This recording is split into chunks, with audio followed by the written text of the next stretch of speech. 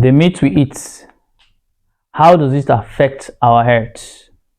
One of the ways that this happens is through antimicrobial resistance. Good day, everyone. My name is Pharmacist Cav, and today on Pharmacist Cav TV, we have a special guest in our midst, a veterinary doctor in our midst to give justice to this particular topic, antimicrobial resistance. Please, doctor, can you introduce yourself properly? All right, thank you very much, Pharmacist Cav. It's good to be here. My name is Dr. Shawon Joseph Saundu. I'm the managing director of Animat Veterinary World, veterinary clinic here in Lagos State. It's very awesome to be here today. Thank you very much, Dr. Shawon, for honoring our invitation to be on Pharmacist Cav TV today. It's a privilege. Thank you very much.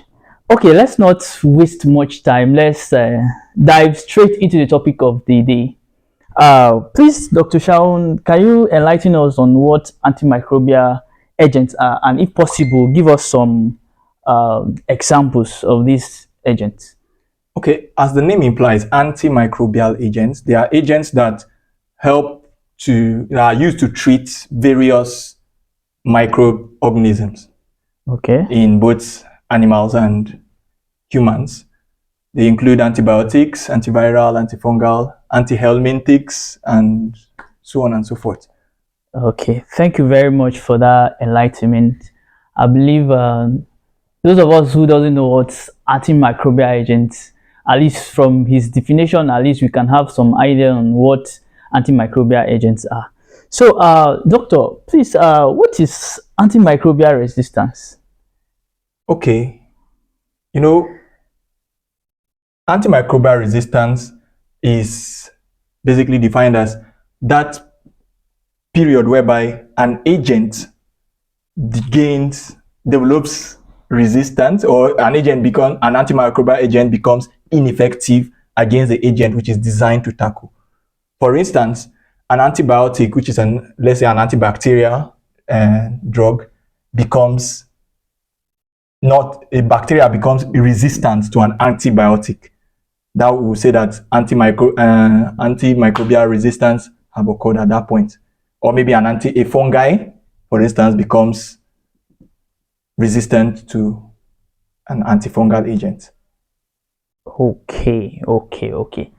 Thank you very much for that enlightenment. Okay, so now as a veterinary doctor, can you give us some enlightenment on how this resistance can move from the animal, that is the meat we eat, down to humans? All right, so there's a concept known as One Health, and that concept talks about the connectivity between human health, animal health, and the environment. So basically, we know that humans eat animals and animals eat grass. That's talking about the food chain. Now, when we vets treat animals, we try to emphasize a withdrawal period. Each antimicrobial agent has a withdrawal period. That's the period within which you are not meant to consume that animal or meat. The reason for that withdrawal period is because the antimicrobial agent has a high level of residues in that animal within that period. So if peradventure you want to use that animal or within that period for meat, you have to wait for the withdrawal period to elapse. But unfortunately, many people don't keep to that withdrawal period. So you can see that if you go to our abattoirs and take meat sample, many of them have high level of antimicrobial residues. So when you consume such meat, now you're exposing those particular antimicrobials in the human being is being exposed to suboptimal dose of that particular agent. And it's as if you are vaccinating, in quotes, the agent against the antimicrobial that is supposed to attack and destroy and eliminate it. Okay. So they develop there's a kind of genetic mutation that occurs, and at the end of it all, the agent becomes resistant. Now that's one way. Second way, quackery also contributes to antimicrobial agents and at this resistance. And at this point, I'm going to be talking about quackery in both human and veterinary medicine. Okay. We have quacks that know that, okay, let's say, for instance, Panadol. Let me just use this. Panadol is not an antimicrobial agent, but let me just use it as an example. Okay. Now, Panadol, for instance, everybody know that once I'm feeling headache, I go for Panadol. You don't care what is causing the headache. You just go for Panadol. Self-treatment. And in the animals too, we have people that are untrained professionals. In fact, sometimes breeders and farmers tend to believe them more than the professionals. Okay. Interesting. Yeah, they will just tell you to give this, and we get to abuse these antimicrobials. So when these particular antimicrobials are needed now for proper treatment, the antimicrobes have already developed resistance, and it becomes difficult to handle. Okay. Wow. Yeah. Thank you very much. So it's becoming very interesting. So there's quackery in veterinary practice too. Yeah. I'm just wow. Okay. So you viewers out there, you heard what the veterinary doctor have said. So there is also quackery when it comes to animal treatment. So anytime your animal, your dog, your goats or your livestock get sick, please contact the right health professional. The veterinary doctors are there, and they will do the right treatment for your animal to avoid endangering the animal and the human at large. Thank you very much for that answer, Dr. Shawon.